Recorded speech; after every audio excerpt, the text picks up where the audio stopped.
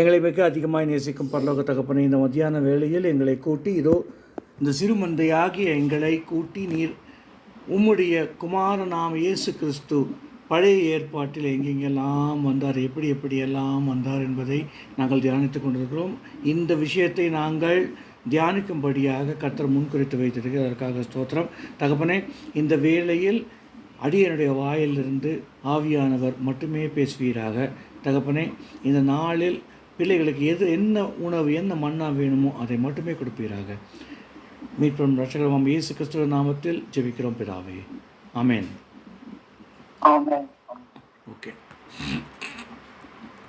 Okay quickly நம்மளுக்கு இந்த மம்ரே சமபூமியில் நடந்ததும் மோரியா மலையில் நடந்ததும் முதல்ல மம்ரே சமபூமியில் நடந்தது என்ன அப்படிங்கிறத ஒரு மேலோட்டமாக சொல்கிறேன். ஏன்னா அது ஃபுல் சாப்டர் படிக்க வேண்டாம், மேலோட்டமாக சொல்கிறேன். மம்ரே சமபூமியில் ஆபிரகாம் இருந்த பொழுது அவன் கண் ஏறிட்டு பார்க்கும் பொழுது மூன்று பேர் இருப்பதை காண்கிறான். அந்த 3 பேர் இருப்பதை கண்டவுடனே உபசாரம் செய்கிறான்.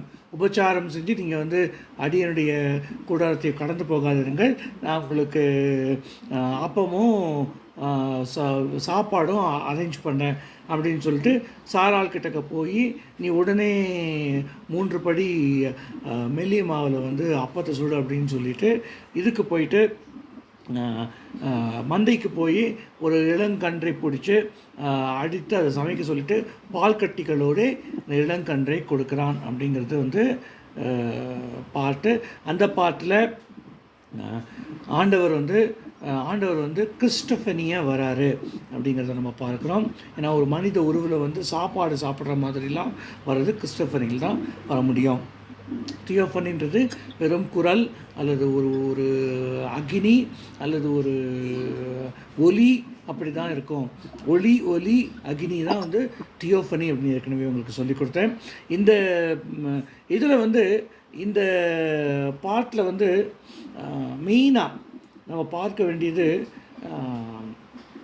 அந்த 2 தூதர்கள் போனதுக்கு அப்புறமா கர்த்தர் முன்னாடி நின்று இவர் பேரம் பேசுகிறது, சோதோம் குமோராவுக்காக பேரம் பேசுகிறது நடக்குது.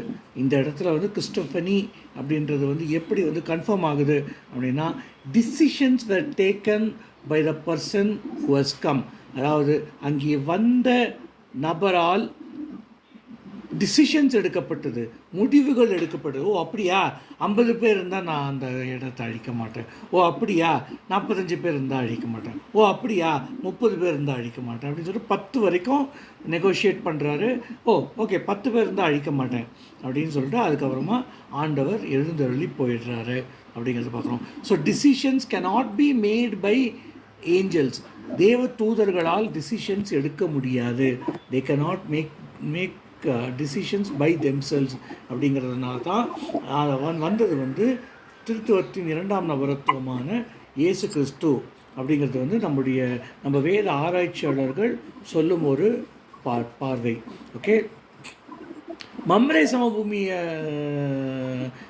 பொறுத்த வரைக்கும் நம்ம ரொம்ப அழகாக பார்க்க வேண்டியது என்ன அப்படின்னா, ஈசாக்கினுடைய பிறப்பு முன்னறிவிக்கப்படுகிறதுங்க. ஒரு உபவ காலத்திட்டத்துக்குள் ஒரு குமாரன் சாராளுக்கு இருப்பான். சாராள் அவள் வழிபாடு நின்று போன, அதாவது periods, monthly periods, menopausal woman அப்படின்னு சொல்லுவாங்க. அந்த மாதிரி மெனோபாஸ் ஆன ஒரு உமனாக சாராள் இருந்தாள். அவள் நகைக்கிறாள், கூடாரத்துக்கு பின்னே இருந்து நகைக்கிறாள். ஏன் சாராள் நகைத்தாள் அப்படின்னா, இல்லை நான் சிரிக்கலாம் இல்லை அப்படின்னு சொல்லிட்டு பயந்து போய் அவள் சொல்கிறான், இல்லை நீ சிரிக்க தான் சிரித்த, கர்த்தரால் கூடாத காரியம் ஒன்றும் இல்லை, கர்த்தரால் கூடாத காரியம் ஒன்று உண்டோ அப்படின்னு சொல்லிட்டு ஒரு கேள்வி மாதிரி கேட்டு, நிச்சயமாகவே நீ ஒரு குமாரனை வைத்திருப்பாய் அப்படின்னு சொல்கிறார். ஸோ கிறிஸ்டோஃபனி ஈசாக்கு பிறப்பதற்காக ஒரு கிறிஸ்டோஃபனி. ஓகே, ஈசாக்கு பிறக்க போகிறான்னு அறிவிக்கிறதுக்காக ஒரு கிறிஸ்டோஃபனி.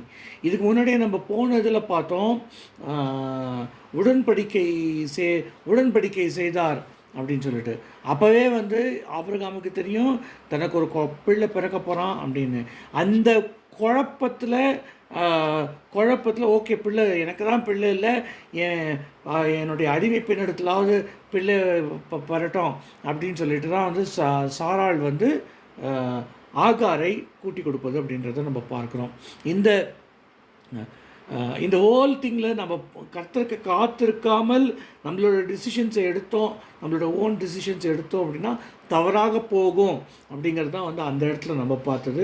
இந்த இடத்துல கர்த்தரால் கூடாத காரியம் ஒன்று உண்டோ அப்படின்றது நம்ம வந்து ரொம்ப தெளிவாக இருந்துக்கணும். நம்மளுடைய வாழ்க்கையில் எந்த ஒரு காலத்திலும் கர்த்தர் நமக்கு ஏதாவது ஒன்று சொல்கிறார் அப்படின்னா அது நிச்சயமாக நடக்கும் அப்படின்னு நம்ம தெளிவாக இருக்கணும். இந்த கிறிஸ்டோபன்லேருந்து நம்ம கற்றுக்கிறது என்ன அப்படின்னா, அந்நியர்களை உபசரியுங்கள் அப்படின்னு, தெரியாதவங்களை கூட உபசரியுங்கள் அப்படின்னு புதிய ஏற்பாட்டில் சொல்லப்பட்டிருக்கு. இப்படி அந்நியர்களை உபசரித்து தேவதூதர்களை அவர்கள் உபசரித்தார்கள் அப்படிங்கிறதுக்கு வந்து ஒன் ஆஃப் த எக்ஸாம்பிள்ஸ் இந்த சுச்சுவேஷன் தான் வந்து புதிய ஏற்பாட்டு காண்பிக்குது அப்படிங்கிறத பார்க்கணும். ஸோ ஈசாக்கு பிறப்பதற்கு ஒரு தீர்க்க தரிசனமாக வந்து உரைப்பதற்கு கிறிஸ்டோபனியில் திருத்தவத்தின் 2ஆம் நபராகிய இயேசு கிறிஸ்து வருகிறார் அப்படிங்கிறத நம்ம பார்க்குறோம். இதில் இந்த மம்ரே சமபூமியில் நடந்தது கேள்விகள் இருக்கா?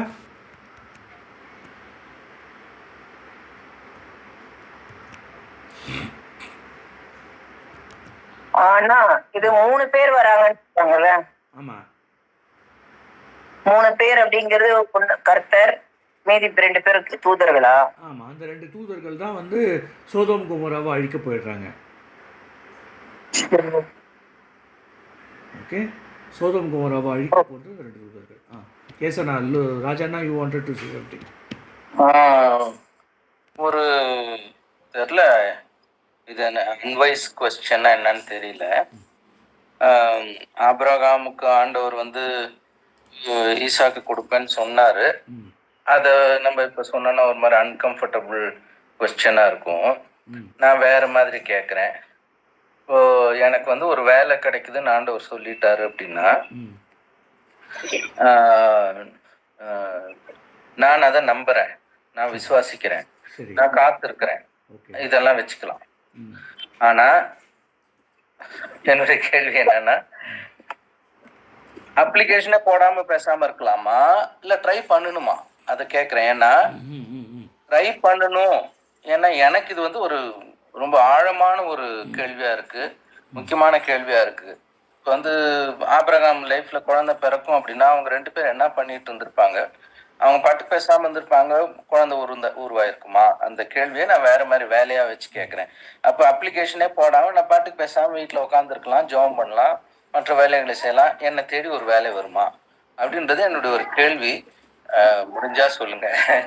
எஸ் எஸ், நல்லது. I think you understand my question. எனக்கு ஒரு क्वेश्चन இருக்கு. ஓகே சோ கேளுங்க. நீங்க வந்து ராஜி கேட்டா அந்த 3 பேர்ல வந்து ஒருத்தர் கர்த்தர், மீதி 2 பேர் யாரு? ஏஞ்சல்ஸ். ஆமான்னு சொன்னீங்க. ஆனா இத வந்து ட்ரினிட்டின்னு நான் ஒரு இது கேட்டிருக்கேன், அதனால கேக்குறேன். பிதா குமாரன் பரிசுத்தாவின் 3 பேர் தானே, 3 உருவமா தானே வராங்க ஒரே மாதிரி? இல்ல ஓகே, வந்ததுல வந்து ஆபிரகாமோட பேசிக்கிட்டு இருந்தது இயேசு கிறிஸ்து அல்ல கிறிஸ்டோபனி. அது ஓகே. மற்ற 2 பேரும் வந்து தூதர்கள். அந்த தூதர்கள் தான் வந்து சோதோம் கொமோராவை அழிக்க போயிடுறாங்க. அப்ப எப்படி எல்லாரும் ஒரே மாதிரி உருவத்துல வராங்க? ஒரே மாதிரி உருவத்தை எடுக்க முடியும், தூதர்களாலையும் எடுக்க முடியும். தேவனுடைய சாயல் எடுக்க முடியுமா? தேவ சாயல் எடுக்க முடியாது. மனுஷர்கள் தானே, இவன் 3 மனுஷர்களை தானே காண்றான். ப்ளீஸ் 18ஆம் அதிகாரம் முதல் வசனம் படிங்க. 18. ஆதியாகமம் 18. சமபூமியில் அவனுக்கு தரிசனமானார். அவன் பகலில் உஷ்ண வேளையில் கூடார வாசலிலே உட்கார்ந்திருந்து தன் கண்களை ஏறெடுத்து பார்க்கும்போது இதோ 3 புருஷர் அவருக்கு எதிரே நின்றார். சோ புருஷர்னா என்ன? மேல கர்த்தர்னு சொல்றாரு, இங்க 3 புருஷன்னு சொல்றாங்க. ஆமாம், முதல்ல அவர்களை தரிசனம், கண்டவுடன் அதான் முதல்ல தரிசனம் ஆனார்னு வருது இல்லையா, 3 புருஷர். Ah, okay, so it's a anthropomorphic expression. அதான் சொன்னேன் இல்லையா, anthropomorphic display of the divine. இதான் வந்து 3 புருஷரில் வந்து ஒன்று வந்து திருத்தவத்தின் 2ஆம் நபரான கர்த்தராகிய இயேசு கிறிஸ்து, மீதி 2 வந்து தூதர்கள். தூதர்கள் பேர்லாம் நமக்கு தெரியாது. ஓகே, எவனாவது இந்த தூதனுக்கு பேர் மிகாவேல், அந்த தூதனுக்கு பேர் ரஃபாயேல் இத அப்படின்னு வந்து சொன்னோன்னா, கன்ஃபார்ம் பண்றதுக்கு வேற எதனா வசனம் இருக்கா பிரதர்? அவங்க தூதர்கள் தான் அப்படிங்கிறதுக்கு. ஓ எஸ் இருக்கே, 19ஆம் அதிகாரம் முதல் வசனம் படிங்க. அந்த 2 தூதரும் சாயங்காலத்திலே. ஓகே, இருக்கா?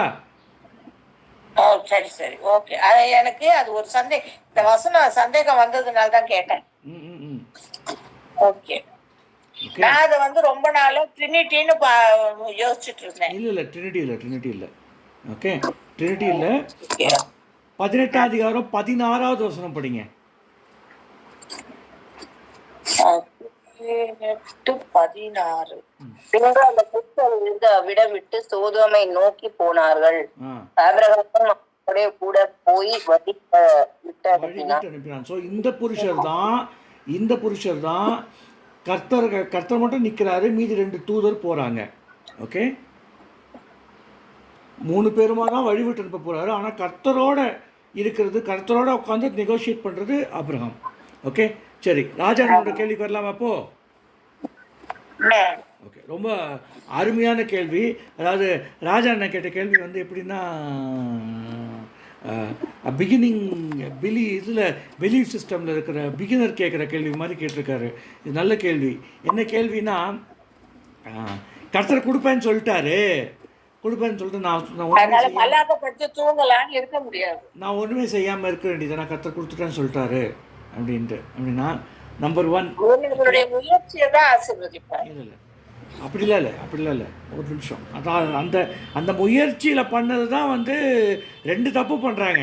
ஒன்று, இந்த தமஸ்கு ஊரானாகிய எலியேசருடைய சுதந்திரவாளியாக இருக்கிறானே அப்படின்னு கேட்டது தன்னுடைய முயற்சி. ஓகே, இன்னொன்று ஆகாரத்தை கொடுத்தது சாராளோட முயற்சி.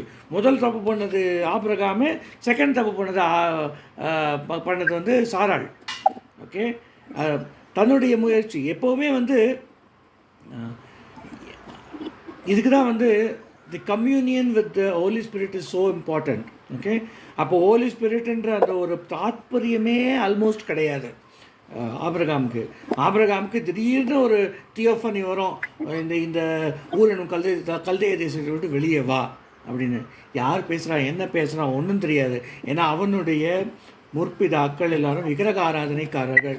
இதை வந்து வேதமே தெளிவாக சொல்லுகிறது. அவர்கள் விக்கிரக ஆராதனைக்காரர்கள். எங்கே சொல்லுதுன்னா, யோசுவாவில் வந்து நீங்கள் நதிக்கப்புறத்தில் இருந்த உங்களுடைய பிதாக்களைப் போல மற்றவைகளை நீங்கள் வழிபடுவீர்களோ அப்படின்னு யோசுவாவே கேட்குறான். ஸோ அதனால் வந்து தேராகலாம் வந்து விக்கிரக ஆராதனைக்காரன் அப்படின்றது தெளிவாக தெரியும் நமக்கு.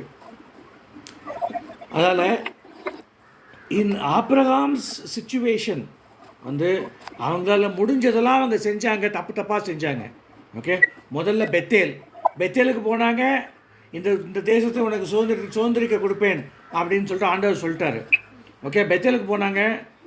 ஓகே, ரொம்ப கோல்டாக இருந்துச்சு. கோல்டாக இருந்ததால் கீழே இறங்கி தென் தேசத்துக்கு வந்தாங்க. தென் தேசம் ரொம்ப ஹாட்டாக இருக்குதுன்னொடனே அங்கேருந்து அங்கே வந்து பஞ்சம் வந்துருச்சு. பஞ்சம் வந்தோன்னா அங்கேருந்து எகிப்துக்கு போகிறாங்க. எகிப்தில் பொண்டாட்டியை கூட்டு போயிடுறான் பார்வோன். இதெல்லாம் அவங்க சுயமாக செஞ்சதில் அவங்க செஞ்ச தவறுகள், புரியுதுங்களா? அங்கேருந்து மறுபடியும் கேராருக்கு வராங்க. கேராரில் அபிமெலேக்கு மறுபடியும் கூட்டு போயிடுறான். ஓகேங்களா? இதெல்லாம் அவங்க சுயமாக செஞ்சது. அவர்களை ஒரு ரீசனுக்காக தான் ஆண்டவர் அலக்கழிக்கிறாரு. எதுக்காக அலக்கழிக்கிறார் அப்படின்றத பார்த்தா சில வேத அறிஞர்கள் ரொம்ப அழகாக சொல்லிக் கொடுப்பாங்க. என்னென்னா, பாபிலோனில், அதாவது ஊர் என்னும் கல்தேயத்தில் கல்தேயரின் கலாச்சாரம் ஊறி போயிருந்த ஆபிரகாமை கலாச்சாரத்தை விட்டு பிரித்து அந்த கலாச்சாரத்தை முற்றிலுமாக அழிப்பதற்காக ஆண்டவர் அப்படி அலையச் செய்தார் அப்படிங்கிறது வந்து வேத அறிஞர்களோட கருத்து. அதை நான் ஏற்றுக்கிறேன். ஏன்னா once you are out of a certain culture, ஒரு கலாச்சாரத்தை விட்டு நீங்கள் வேறு கலாச்சாரம் நடத்துகிற மக்களோடு இருக்க ஆரம்பிச்சிட்டிங்கன்னா உங்களுடைய கலாச்சாரம் கொஞ்சம் கொஞ்சமாக குறைய ஆரம்பிக்கும், அது மழுங்கி போகும். இதில் வந்து எந்த ஒரு மாற்று கருத்தும் கிடையாது. இதனால தான் ஆண்டவர் மொத்தமாக அவங்களை கானான்லேயே சுற்ற விடாமல் எகிப்துக்கு அமிச்சு, எகிப்துலேருந்து மறுபடியும் கானானுக்கு எடுத்துகிட்டு வந்து சுற்றிருக்கிறாங்க. அவங்க ஆரானில் முதல்ல இருந்தாங்க, ஆரான்லேருந்து மறுபடியும் கானானுக்கு வந்தாங்க அப்படிங்கிறதுலாம் நம்ம வந்து இதில் பார்க்குறோம். ஓகே, ஸோ ஆபிரகாமுடைய காலத்தில் அவங்க சுயமாக செய்தது கரெக்டாக தப்பா அப்படின்னா அதை வந்து ஜட்ஜ் பண்ணுற நிலைமையில் நம்ம யாருமே கிடையாது. அதால் அந்த அந்த ஜட்ஜ்மெண்ட்டை வந்து ஆண்டவர் பண்ணிட்டாரு ஏற்கனவே. அவங்க தப்பு செஞ்ச போதெல்லாம் இது தவறுன்ற மாதிரி சுட்டி காண்பித்து இருக்கிறார் ஏற்கனவே. ஓகே, அதனால தான் வந்து நீங்கள் யோசிச்சு பாருங்கள், 100 வயசு ஆபிரகாமுக்கு, 17 வயசு குழந்தை இவன் இஸ்மவேலை துரத்தி விடு, சாரால் பேச்சை கேளு, ஈசாக்கு நடத்துல சந்ததி விளங்கும் அப்படின்னா கிட்டத்தட்ட 86 வருஷம்.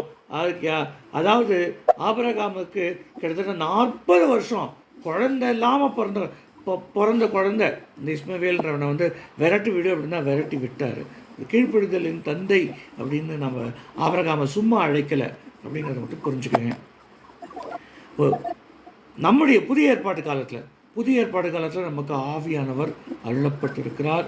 ஆவியானவரோட நம்ம கம்யூன் பண்ணலாம். we have the very big gift in our hands called Bible. நம்முடைய கரங்களில் மிகப்பெரிய பொக்கிஷம் ஒன்று இருக்கிறது, வேதத்தின் மூலமாக ஆண்டவர் பேச எப்பொழுதும் ஆயத்தமாக இருக்கிறார். நம்ம வேதத்தின்படி நம்முடைய வாழ்க்கையை கட்டமைத்தோம் என்றால், வேதத்திலிருந்து நாம் ஆன்சர்ஸை எடுத்தோம் என்றால் நிச்சயமாகவே நம்மை வழி நடத்த ஆண்டவர் நிச்சயமாகவே ரெடியாக இருக்கிறார் அப்படிங்கிறத நம்ம புரிஞ்சுக்கணும். ஓகே, ஸோ ஆபிரகாம் செஞ்சது கரெக்டாக தப்பா அப்படிங்கிறத நம்ம போக வேணாம், நாம் சரியாக செஞ்சால் போதும் அப்படின்றத நிறுத்திக்கணும். I hope I tried to answer your question, Anna. I hope I made some justification for your question. Thank you, brother. Okay, because it's a very dicey question. நீங்கள் கேட்ட கொஸ்டினே வந்து ரொம்ப dicey question. So சொன்னா அது எப்படி சொல்லுவார் அவர் இல்லையா? என்னம்மா கர்த்தர் சொன்னா கண்டிப்பா அவர் சொல்லுவார், தடைப்படாது எதுவுமே. கர்த்தர் சொன்னால் நிச்சயமாக செய்வார், நம்பர் 1. நம்பர் 2, அது கர்த்தர் தான் சொன்னாரான்றது உங்களுக்கு கன்ஃபார்ம் பண்ணுறதுக்கு வேதத்தின் மூலமாக பேசுவார். அவங்க கேட்ட கொஸ்டினுக்கு சொல்றாங்க ஆபிரகாம். ஆமாம், கர்த்தர் சொன்னால் நிச்சயமாக செய்வார். அதாவது அந்த விசுவாசம் அவருக்கும் இருந்துச்சு. உன் சந்ததின்னு தானே சொன்னார், ஈசாக்குன்னு சொல்லலையே முன்னாடி. அதாவது தமஸ்கு அப்படின்றாரு. as good as தமஸ்கு ஊரான எலியேசன் is as good as his own child. ஏன்னா அவனுடைய அடிமைக்கு பிறந்தவன். புரியுதான்? சரி, அடுத்தது போகலாமா இல்லை எப்படி? அடுத்தது போகலாமா? ஓகே, அடுத்த நிகழ்வு வந்து ஆபிரகாமை ஆண்டவர் ஈசாக்கை பலியிட சொல்லுதல். ஸோ இந்த நிகழ்வு எதுக்கு ரெண்டுத்தையும் ஒரே இடத்துல வந்தேன்னா, ஒன்று ஈசாக்கினுடைய பிறப்பை அறிவிக்க, இன்னொன்று ஈசாக்கை உன்னிடத்துலேருந்து எடுக்க போகிறேன்டா அப்படின்ற மாதிரி அந்த ஒரு விஷயத்தை காண்பிக்க. அதனால தான் இந்த 2 நிகழ்வையும் எடுத்துக்கிறேன். இந்த நிகழ்வு வந்து நம்ம வேதத்தில் படித்தோம் அப்படின்னா 22ஆம் அதிகாரம், ஆதியாகமம் 22ஆம் அதிகாரத்தில் இருக்குது. இதை மட்டும் கொஞ்சம் படிச்சிடலாமா? ஏன்னா அது ரொம்ப இம்பார்ட்டன்ட் இதுன்றதால படிச்சிடலாம். 22:1 படிக்குமா? இந்த காரியங்கள் நடந்த பின்பு தேவன் ஆபிரகாமை சோதித்தார். எப்படி எனில், அவர் அவனை நோக்கி ஆபிரகாமே என்றார். அவன் இதோ அடியேன் என்றான்.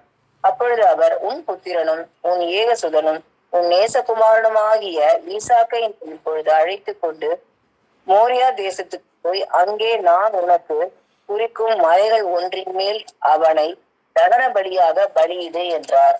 ஆபிரகாம் அதிகாலை எழுந்து தன் கழுதையின் மேல் சேணம் கட்டி தன் வேலைக்காரன் 2 பேரையும் தன் குமாரன் ஈசாக்கையும் கூட்டிக் கொண்டு தகன பலிக்கு கட்டைகளையும் பிளந்து கொண்டு தேவன் தனக்கு குறித்த இடத்திற்கு புறப்பட்டு போனான். 3ஆம் நாளில் போதும். ஓகே, இங்க பாருங்க, இங்க ஈசாக்குக்கு ஆபிரகாம் சொன்னதா இருக்குதா எங்கேயாவது? நான் இந்த மாதிரி ஒன்று தகன பலி இட போறேன்னு சொல்லவில்லை. இல்ல. ஓகே, சாராளுக்கு சொன்னதா இருந்ததா இருக்கா? இல்லை. ஓகே, யாருக்கிட்டையும் சொல்லாம, அது ஆபிரகாம் வந்து ஆமாம், டெஃபினட்டாக அனுப்ப மாட்டேன். எந்த தாய் அனுப்புவா? ஆபிரகாமை சோதித்தாருங்க. பாருங்க, இது ஆபிரகாமுக்கான சோதனையா இல்லை அந்த குடும்பத்துக்கான சோதனையா அப்படின்னு கேட்டால், உலக பிரகாரமாக பார்த்தா குடும்பத்துக்கான சோதனை தான் அது.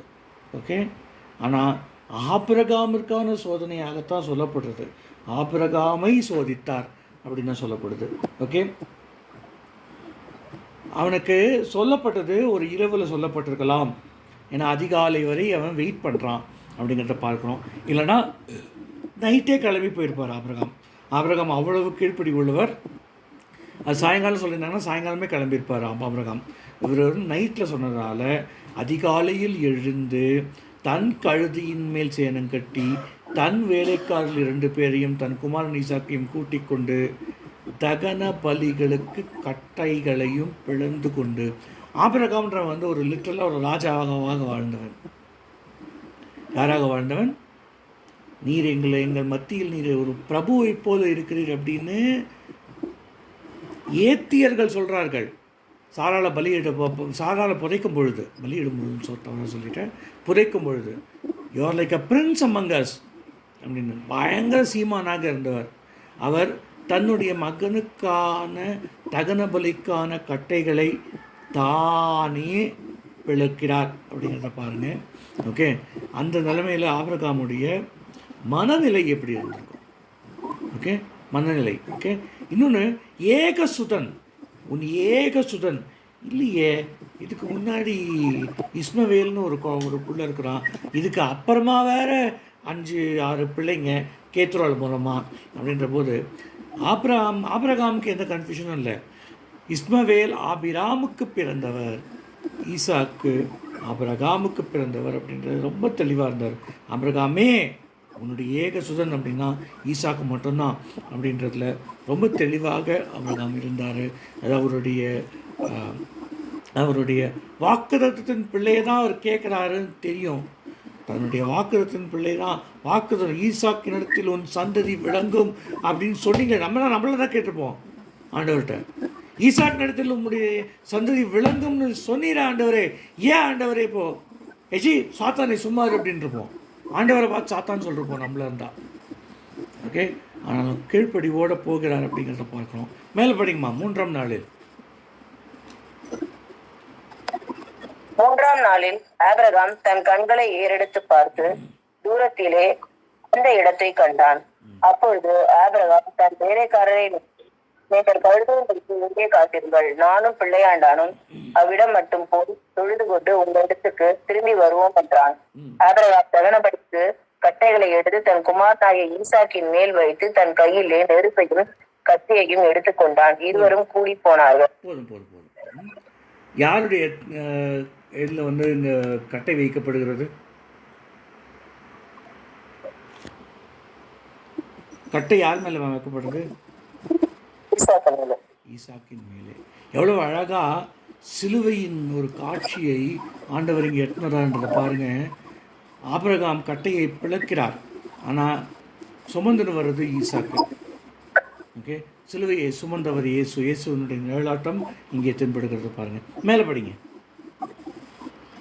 அப்பொழுது ஈசாக்கு தன் தகப்பனாராகிய ஆபிரகாமை நோக்கி, என் தகப்பனே என்றான். அதற்கு அவன், என் மகனே, இதோ இருக்கிறேன் என்றான். அப்பொழுது அவன், இதோ நெருப்பும் கட்டையும் இருக்கிறது, தகன பலிக்கு ஆட்டுக்குட்டி எங்கே என்றான். அதற்கு ஆபிரகாம், என் மகனே, தேவன் தமக்கு தகன பலிக்கான ஆட்டுக்குட்டியை பார்த்து கொள்வார் என்றான். அப்புறம் இருவரும் கூடி போய் தேவன் அவனுக்கு சொல்லி இருந்த இடத்துக்கு வந்தார்கள். அங்கே ஆபிரகாம் ஒரு பலிபீடத்தை உண்டாக்கி கட்டைகளை அடுக்கி தன் குமாரனாகி ஈசாக்கை கட்டி அந்த பலிபீடத்தில் அடிக்கிற கட்டைகளில் அவனை கிடத்தினான்.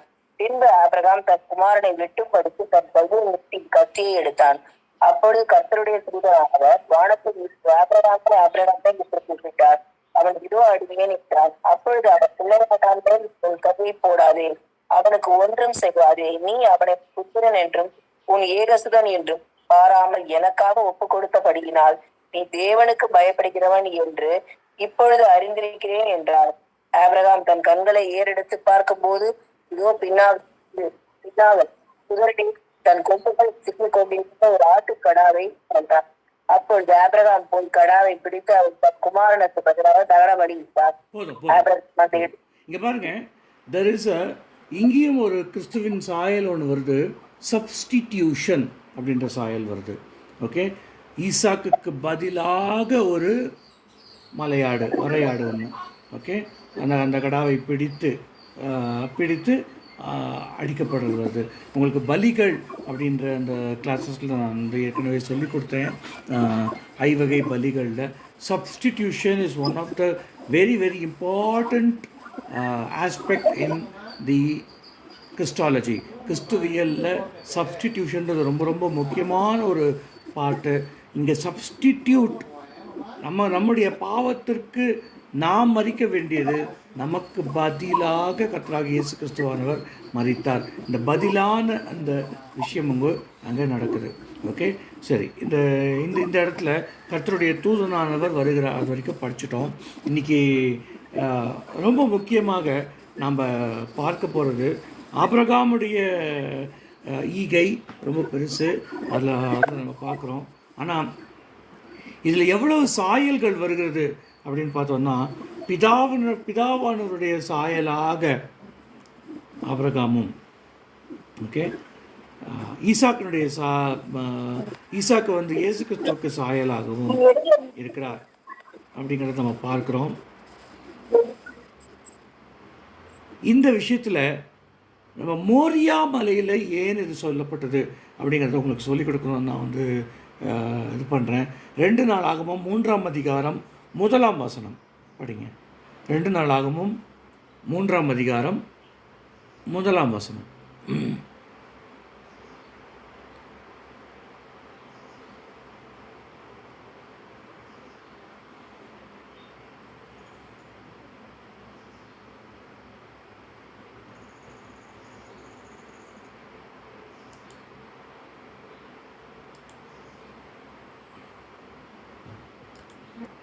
ஹலோ.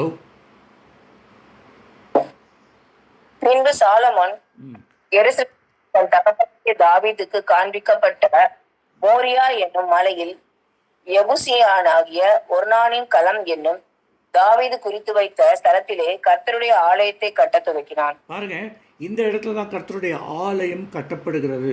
இந்த இடத்துல தான் இயேசு கிறிஸ்துவானவர் மரணத்துக்கு தீர்க்கப்பட்டார் அப்படிங்கிறதையும் பார்க்குறோம். இது எப்படி பிரதர் உங்களுக்கு தெரியும்? இயேசு கிறிஸ்துவானவர் மரணத்துக்கு தீர்க்கப்பட்டார். பிரதான ஆசாரியனுடைய மாளிகை இந்த ஆலய வளாகத்திற்குள்ளாக இருந்தது. இன்றைக்கும் நீங்கள் போனீங்கன்னா காய்பாவுடைய அரண்மனையை நீங்கள் எருசலேமில் பார்க்கலாம். ஓகே, இன்றைக்கும் அவைலபிளாக இருக்குது காய்பாஸோட அரண்மனை. ஓகே, இந்த மோரியா என்னும் மலையில் சப்ஸ்டிடியூஷன் அப்படின்ற அந்த பாட்டில் வந்த விஷயத்தை நம்ம பார்க்குறோம். இயேசு கிறிஸ்துவை ஆபிரகாம் கண்டார் அப்படிங்கிறது ஏற்கனவே உங்களுக்கு நான் சொல்லி கொடுத்துருக்கிறது. இதிலேருந்து ஆபிரகாம் என்னை கண்டான், கண்டு களி கூர்ந்தான் அப்படின்னு ஞாபகம் இருக்கா உங்களுக்கு? ஞாபகம் இருக்குது பிரதர். ஆபிரகாம் என்னை கண்டு களி கூர்ந்தான் யோவான் விஷயத்தில் வரும். ஓகே, இந்த இடத்துல தான் வந்து கிறிஸ்துவானவரை, இயேசு கிறிஸ்துவானவரை ஆபிரகாம் கண்டான் அப்படிங்கிறதுக்கான one of the points is Moriah மலை தான் இங்கே கர்த்தருடைய தூதனானவர் என்று அழைக்கப்படும் திருத்துவத்தின் 2ஆம் நபர் வந்து ஈசாக்கை பலியிட விட மம்ரேலையும் பார்த்தாரு. ஏம்மா மம்ரேல பார்த்தபோது என்னம்மா களி கூறுறதுக்கு என்னம்மா இருந்ததுங்க? ஒரு ப்ராமிஸ் தான் கிடைச்சது மம்ரேல. புரிஞ்சுக்கங்க, இங்கே இருக்கிற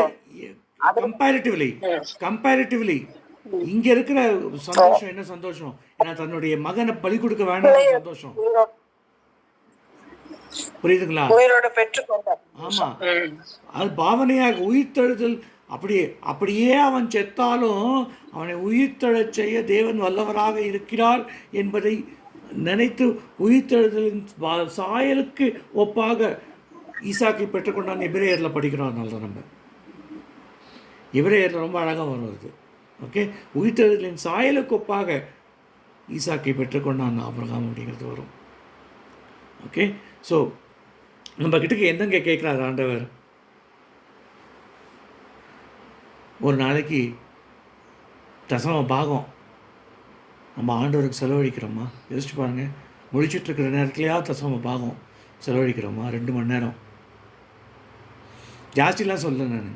நீங்கள் வந்து எப்போதும் இப்போ பவுல் சொல்கிற மாதிரி ப்ரே அன்சீசிங்லி, எப்போதும் விழித்திருந்து ஜெபம் பண்ணுங்கள் அப்படிலாம் நான் சொல்ல. தசமமாக கொடுக்குறதுக்கு நம்ம தயாரா? நம்ம தயாராக இல்லை. ஆனால் ஆபிரகாம் பாருங்கள், தன் ஏகசுதன் இவனிடத்தில் உன்னுடைய சந்ததி விளங்கும் என்று ப்ராமிஸ் பண்ண அவனை கொடுக்கறதுக்கு தயாராக இருந்தார். ஏன்னா அவருக்கு கர்த்தர் மேலே இருந்த விசுவாசம் ரொம்ப ரொம்ப ஜாஸ்தி.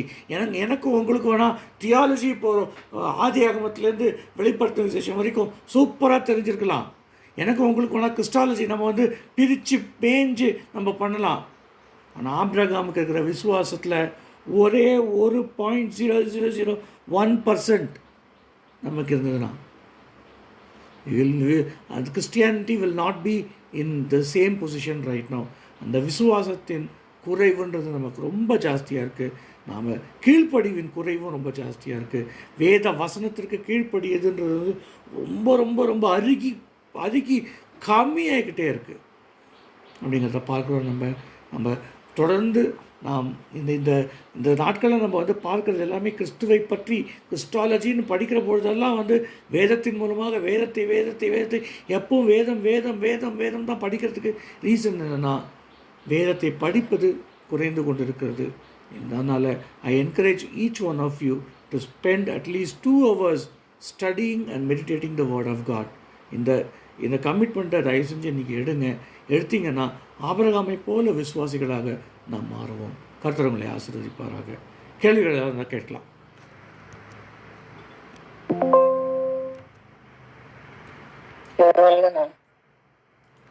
ஒன்றும் இல்லைங்க பிரதர்.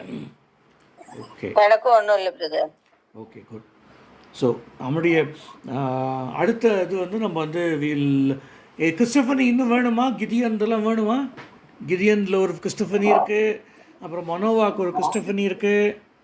இல்லை கிறிஸ்டபனி போதுமா? இல்லை let us go to rarely spoken about prophecies about Jesus Christ in Old Testament, அதுக்கு போகலாமா?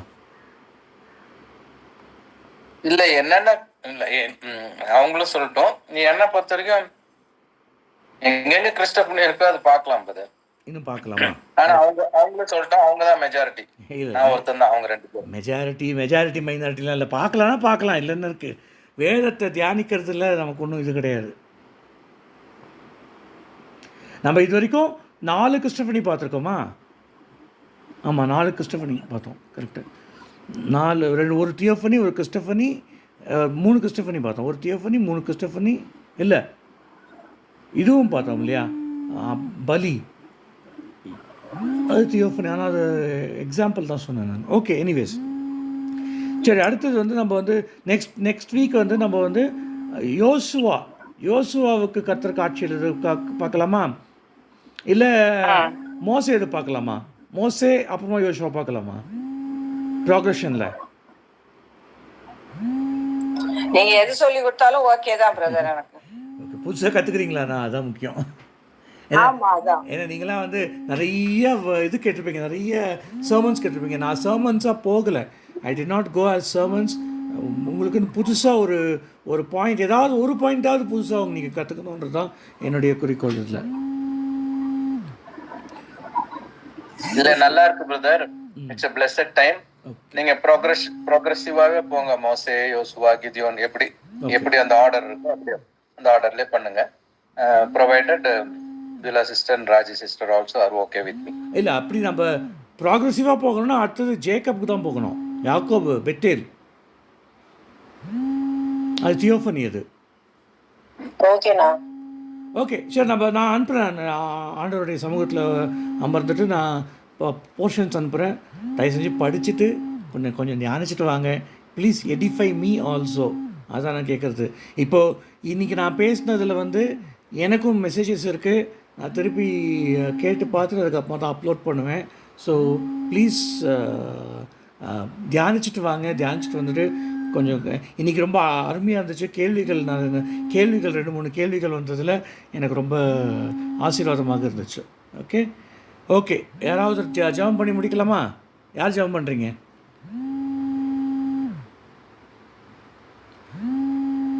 பியூலாக்கா ஜெபம் பண்ணுறீங்களா? முடிக்கலாம். நானா? பண்ணுங்க. Okay brother. ஹalleluya. சோத்ரம்ப்பா.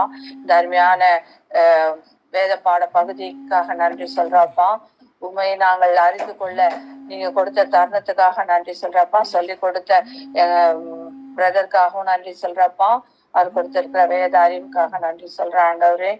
மட்டும் நடத்தினீர், இனியும் நடத்த வல்லமையுள்ளவரா இருக்கிறபடினால நன்றி சொல்றப்பா. இன்னும் அதிகமாக நாங்கள் அறிந்து கொள்ள, தெரிந்து கொள்ள, இன்னும் வேரூன்றி வளர எங்களை அர்ப்பணித்து ஜெபிக்கிறேன். பொறுப்பெடுத்துக் கொள்ளுங்க. இயேசுவின் நாமத்தில் ஜெபிக்கிறேன் பிதாவே. ஆமென்.